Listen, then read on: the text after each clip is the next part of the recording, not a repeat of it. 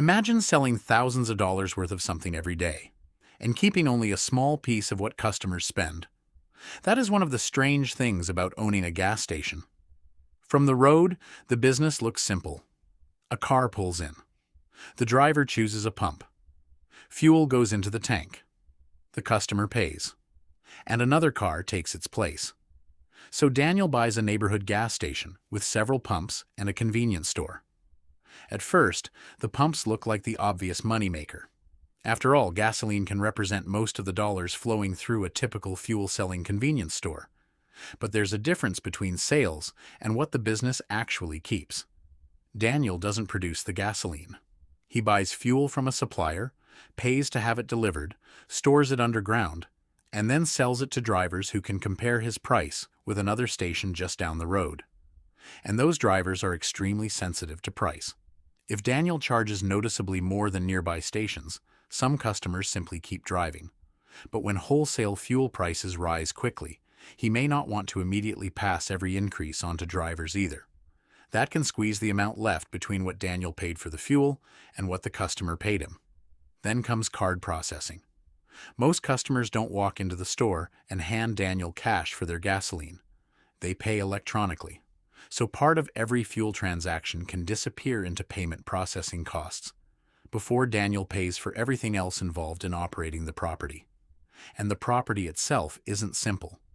The pumps need maintenance. Underground fuel systems need monitoring. The canopy needs lighting. The store needs electricity. The parking area needs cleaning. And if a pump stops working, Daniel loses one of the places where customers can spend money. But here is where gas station economics get more interesting. The pumps do something besides sell gasoline. They bring people onto the property. And once someone is already there, Daniel has another opportunity. The convenience store. A driver might walk inside for a drink. Another grabs a snack. Someone buys coffee. Another customer needs something quickly and doesn't want to make a second stop. Now, the station is not just selling fuel. It's selling convenience. And that distinction matters. In the U.S. convenience store industry, fuel accounts for a much larger share of sales dollars than it does gross profit dollars. So those shelves inside the store can matter far more than their size suggests.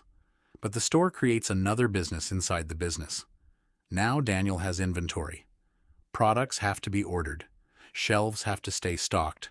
Some items can expire. There is theft and shrink.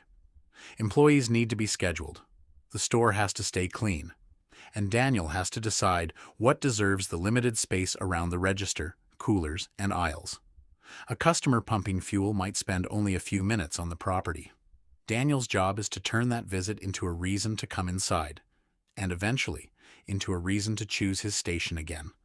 That can mean cleaner bathrooms, good lighting, fast checkout, useful products, coffee, food, or simply a store that feels better maintained than the station across the street.